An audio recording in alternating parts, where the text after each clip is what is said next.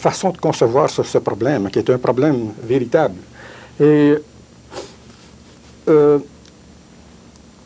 je l'ai résolu en employant parfois le mot, en francisant parfois le mot en anglais, lorsqu'il avait un caractère presque historique. Par exemple, traduire linkage et crossing over par recoupement et puis liaison, tout ça. C'est comme vouloir traduire le mot hockey en français et des mots du genre. Ce sont des mots qui sont entrés dans la langue et qu'on a francisés comme soprano et ainsi de suite. Alors, ces mots-là, je les ai adoptés, comme bien d'autres auteurs francophones. Et je les utilise couramment, régulièrement et exclusivement dans mon manuel. Maintenant, il y a d'autres mots pour lesquels il faut inventer des mots. Et là, avec précaution, eh bien, j'en ai inventé en donnant mes sources et puis au besoin en m'enquérant auprès de linguistes pour savoir si ce que j'avais fait était bien. Et il y a plusieurs mots que j'ai suggérés, et il y en a même un que j'ai simili-perpétuant, que j'ai publié dans une revue de génétique avant de l'utiliser dans mon livre. Alors, c'est la politique que j'ai suivie. J'ai adopté comme mots francisés des mots qui étaient bien utilisés par tous les auteurs francophones, et ensuite j'ai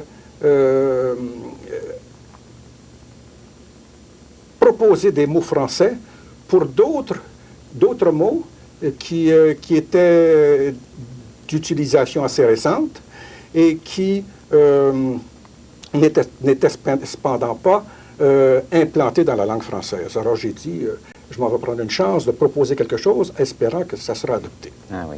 Monsieur Baudry, souvent publié en français, on peut parfois se demander, mais est-ce qu'il y a la clientèle pour des bouquins rédigés en français? L'expérience de ce manuel-là le prouve. Mon éditeur a fait une première impression assez considérable et il m'a dit dernièrement qu'il devait faire une deuxième impression. Alors je pense que le public est là, vous savez. Dans la francophonie, on a besoin il y a un besoin assez criant de manuels dans les sciences pures. Monsieur Baudry, maintenant que nous avons parlé du livre, j'aimerais qu'on s'intéresse davantage à l'auteur.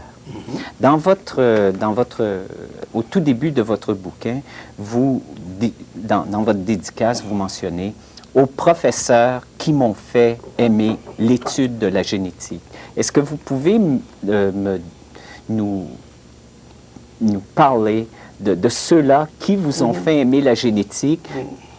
Avec grand plaisir. Et les différentes étapes de votre carrière et également les grands points, les grands intérêts de recherche qui vous ont animé pendant toutes ces années-là pour vous amener à la rédaction de ce magnifique livre. Oui. D'abord, le premier des trois professeurs que je mentionne là, je mentionne le père Loup-Marie de l'Institut agricole d'Oka, qui fut mon professeur de génétique à l'Institut agricole d'Oka de 1935 à 1939, alors que j'ai fait mes études en agronomie à l'Institut agricole d'Oka. Le deuxième, c'est le professeur Raymond, L.C. Raymond, de McDonald College de l'Université McGill à Sainte-Anne-de-Bellevue, avec qui j'ai étudié, où j'ai fait mes études pour une maîtrise, et avec qui j'ai fait un deuxième cours de génétique. Et le troisième, c'est le professeur Royal Alexander Brink, qui fut mon directeur de recherche à l'Université du Wisconsin, au département de génétique, où j'ai fait mes études de doctorat. Alors, le père Loup-Marie. Eh bien, le père Loup-Marie, vous savez, quand je suis entré là, j'avais 18 ans à l'Institut agricole d'Oka. Ensuite, à 19 ans, j'ai fait mon cours de génétique. Et c'est un homme qui, dès ma première rencontre avec lui m'a impressionné et m'a fait une impression très agréable. Le père Loumari était un homme extrêmement chaleureux, c'était un homme très cultivé, et puis d'un enthousiasme débordant. Il était botaniste plutôt que généticien, parce qu'il avait fait des études de botanique à l'université Harvard avec le professeur Fernald, et puis sa spécialité, c'était véritablement la botanique taxonomique, et tout particulièrement la classification des graminées. Alors en botanique, il a été mon premier professeur de botanique, et il était tout simplement époustouflant. Je me souviens de certains cours de botanique qu'il nous a donnés pour résumer tout le travail d'un semestre avant un examen, et de sa main gauche, de temps en temps de sa main droite, il avait rempli tout un grand tableau de dessins permettant de parler de tous les éléments floristiques dont il nous avait parlé au cours du semestre. Résumer tout ça. Un talent d'enseignant comme j'en ai rarement vu dans ma vie. Ce n'était pas un généticien, mais il avait préparé un manuel de génétique, et publié un manuel de génétique qui, en 1935 ou 1936, dont il se servait pour nous donner ses cours. Et c'est cette entrée en matière qui m'a incité à m'orienter vers la génétique. Ensuite, quand je suis arrivé au Collège MacDonald, eh bien là, j'ai vu ce grand monsieur Raymond, d'un abord extrêmement froid, et qui n'était pas un généticien, c'était plutôt un améliorateur de plantes, un améliorateur de maïs de bonne réputation, qui avait fait de belles sélections, mais qui connaissait bien la génétique. Et cet homme-là m'a impressionné m'a fait encore aimer la génétique, parce que il descendait au fond des choses et savait montrer l'utilité de la génétique. Et ensuite, à l'Université du Wisconsin, avec le professeur Brink, eh bien là, ça a été ce qu'on appelle en France un grand maître. Hein. C'était un homme formidable qui m'a orienté dans des travaux sur un croisement intergénérique, et qui m'a impressionné tant par ses connaissances que par sa personnalité. Alors, de ces trois hommes-là, je garde un souvenir impérissable, et c'est pour cela que j'ai voulu mettre cette petite note au début de mon livre. Au point de vue des sujets de recherche que vous avez abordés pendant votre carrière, vous êtes intéressé à la cytogénétique, je crois? C'est ça, oui. Et j'ai surtout travaillé sur le genre Solidago. Les Solidago, ce sont les verges d'or qui sont si abondantes dans la province de Québec et dans la région de Montréal. Vous connaissez ces plantes à fleurs jaunes qui remplissent les champs qu'on abandonne. Quand on abandonne un champ qui était autrefois cultivé, eh bien, en quelques années, apparaissent les verges d'or qui se multiplient non seulement par la graine, mais végétativement aussi, et puis qui couvrent tout le champ. Alors, il y en a plus d'une centaine d'espèces en Amérique du Nord. Il y en a quelques espèces en Europe, et puis aussi quelques espèces en Amérique du Sud, mais la grande concentration des Solidago, c'est l'Amérique du Nord.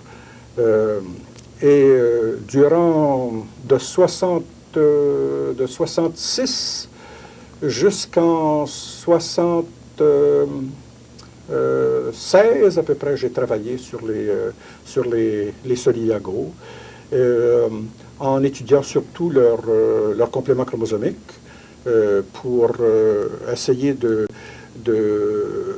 déceler l'existence de la polyploïdie dans le groupe. Et ensuite, j'ai fait des croisements pour essayer de comprendre la nature de certaines entités. Monsieur Baudry, dans votre bouquin, vous avez un chapitre qui est consacré à l'évolution. Vous traitez également d'un sujet très à la mode, les manipulations génétiques. J'aimerais, en terminant, vous poser deux questions. D'une part, au point de vue évolutif, quelle est votre opinion concernant ces manipulations génétiques? Croyez-vous qu'éventuellement, on pourra corriger des défauts génétiques chez l'homme, par exemple, à partir de ces bases-là? Et également, quelle est pour de jeunes scientifiques, de jeunes gens qui s'intéressent à la science, quel est l'avenir de la génétique pour eux? Et y a-t-il possibilité de faire carrière en génétique encore aujourd'hui? Bon, la première partie de votre question, vous me demandez, est-ce qu'il est possible de modifier l'homme par les méthodes de la génétique moderne? Sans aucun doute. Hein? Ça, il n'y a pas le moindre doute. À venir jusqu'à maintenant, on a modifié l'hérédité des êtres vivants par la sélection. C'est à peu près la seule chose. On a fait un petit peu d'hybridation pour la mule, mais c'est accessoire, ça. Mais c'est par la sélection. Alors ça, on ne veut pas faire ça avec l'homme parce que améliorer une espèce par cette méthode-là veut dire changer tous les individus. Mais là, ce que vise la génétique moderne, c'est de changer l'hérédité des individus. Alors, c'est un problème qui n'affecte absolument pas ceux qui n'ont pas besoin d'être changés. Alors, ce qu'on veut faire, par exemple, il y a des maladies qui sont dues à des gènes connus, plus ou moins complètement, mais dans certains cas, on sait dans quel chromosome ils sont localisés, à quel endroit. Et puis, aujourd'hui, avec certaines méthodes, on peut faire une extraction de la substance héréditaire de ces gènes-là et remplacer par de la bonne substance héréditaire pour corriger les malformations des individus. Ah, Monsieur Baudry, malheureusement, on doit vous interrompre. Je vous remercie infiniment pour cette très belle entrevue. Il faut vraiment que vous reveniez nous voir une seconde fois pour une deuxième émission. Merci beaucoup.